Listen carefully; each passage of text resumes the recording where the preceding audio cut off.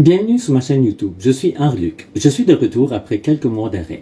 Disons simplement que 2024 a été une année où plusieurs de mes projets ont été mis en attente. Heureusement, je suis maintenant prêt à reprendre ma routine habituelle. Je n'ai pas rafraîchi mon levain chef depuis 4 mois. Comme vous pouvez le constater ici, il y a un liquide. Une partie du liquide contenu dans le levain chef s'est séparée du reste du levain chef. Cette couche de liquide permet de conserver l'aigreur du levain chef et constitue une excellente protection contre les micro-organismes nuisibles. Si vous aimez les pains aux flaveurs complexes, il convient de bien mélanger cette couche de liquide avec le reste du levain chef. Dans le cas contraire, il est possible de le retirer du pot. Personnellement, je ne l'enlève jamais. Durant les prochains jours, on va la rafraîchir et le rafraîchir plusieurs fois jusqu'à ce qu'il soit prêt à l'emploi. Comme les bactéries lactiques et acétiques prennent plus de temps à se multiplier que les levures, il est important de laisser passer 24 heures entre chaque rafraîchissement. Des rafraîchissements aux 12 heures permettront aux levures de dominer le levain chef, ce qui aura pour effet de rendre vos pains moins savoureux. Alors, c'est parti!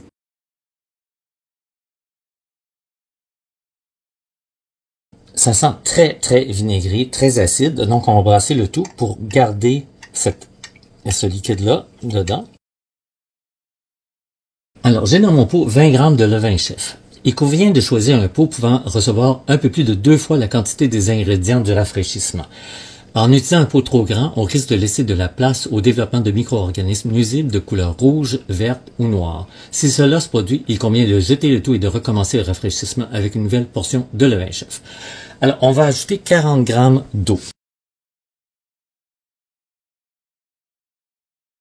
On va maintenant ajouter 40 grammes de farine. On remue. Il faut fournir un apport en oxygène, donc on donne beaucoup d'oxygène parce que de toute façon, là, le levain il est pas mal vieux. On ferme hermétiquement. On va placer le pot dans un endroit chaud à l'abri de la lumière. Vous pouvez le mettre dans le four fermé tout simplement, ou dans une étuveuse, ou dans un micro-ondes, non, avec juste une petite tasse d'eau pour mettre un peu de chaleur, d'eau chaude. Alors, on se revoit demain à la même heure.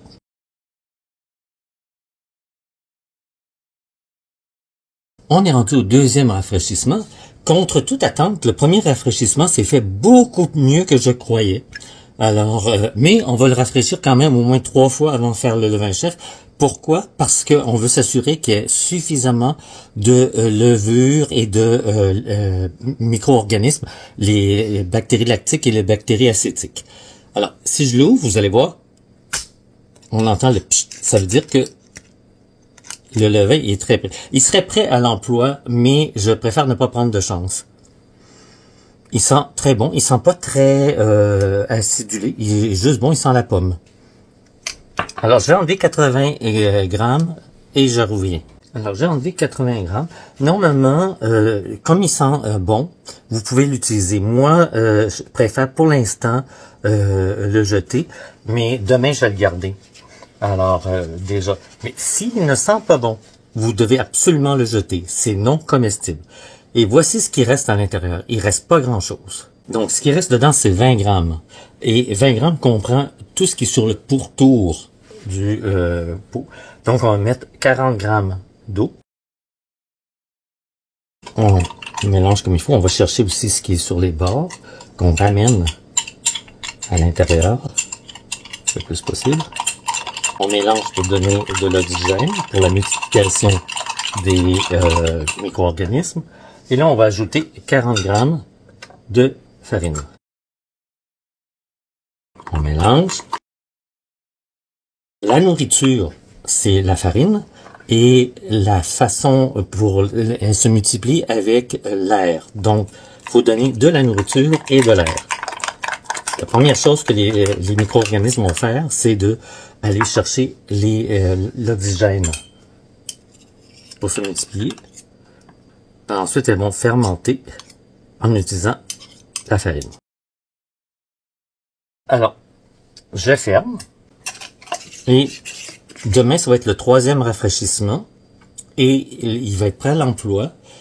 Mais on peut faire un 4e rafraîchissement. Donc, moi, demain, je vais faire le 3e rafraîchissement. Puis, ensuite, le surlendemain, je vais faire le levain de tout point pour faire un peu.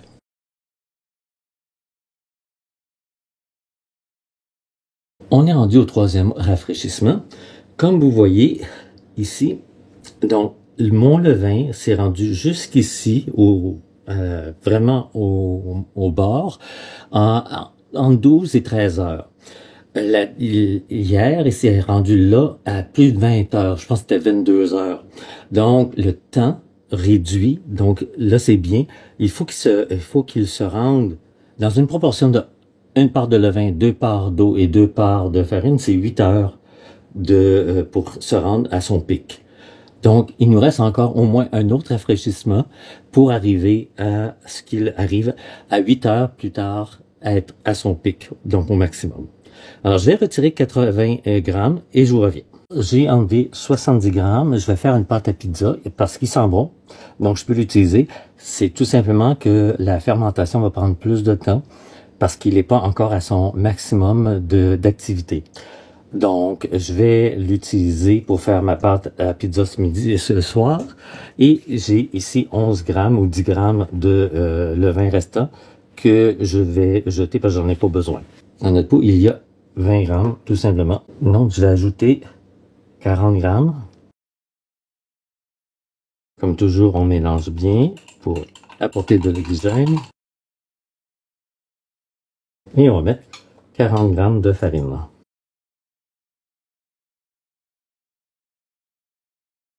On mélange bien comme il faut pour donner de l'oxygène.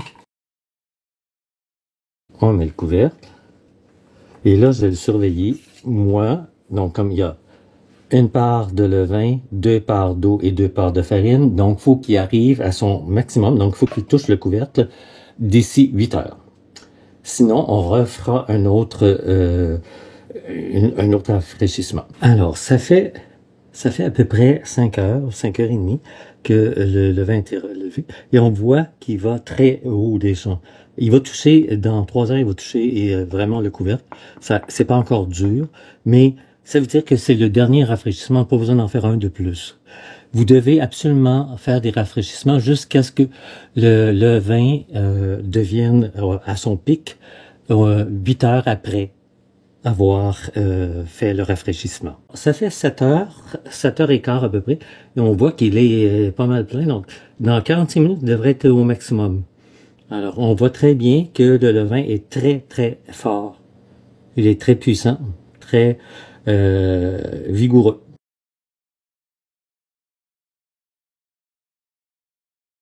Alors, mon levain, après le troisième rafraîchissement, a atteint son point, le pic, au moment, ça faisait à peu près 8 heures. Si votre levain a atteint son pic après 8 heures, ça veut dire qu'il n'est pas encore prêt. Il faut continuer.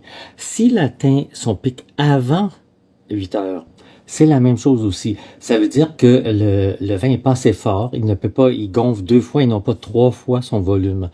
Alors, vous pouvez utiliser un levain qui gonfle 2 fois son volume, mais les pains vont être un peu plus denses.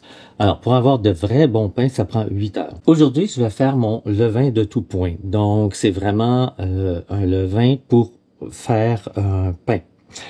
Alors, je vais utiliser une proportion de 1-3-3, c'est-à-dire 1 part de levain pour 3 parts d'eau et 3 parts de farine.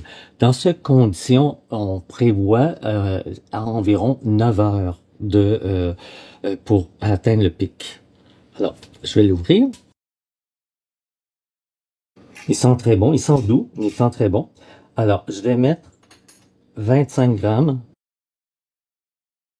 25 fois 3, 75. Donc, on va mettre 75 d'eau. Vous remarquez, j'ai changé de bocal. Pour celui-là, je prends un bocal de 500 ml, alors que mon levain que j'avais fait, c'est un bocal de 250 ml. Là, on va ajouter la farine. Donc, on va ajouter 75 grammes de farine. On mélange comme il faut. Donc, il est 10 heures, donc 10 plus 9, c'est 19 heures. Donc, je vais pouvoir faire mon pain à 19 heures ce soir. Donc, lui, je le referme et je le mets au frigo. je le mets moi dans la partie la plus chaude du frigo, c'est-à-dire la plus éloignée de la prise d'air, du congélateur, excusez-moi, du congélateur. Dans mon cas, le congélateur est en bas, donc je le mets en haut. S'il fait plus froid chez vous que 22 degrés Celsius, c'est sûr que ça va prendre plus de temps. Moi, c'est à une température de 22-23 degrés Celsius pour pouvoir le faire lever. Alors, j'espère que vous avez aimé cette vidéo. Au plaisir de vous revoir bientôt pour une nouvelle vidéo.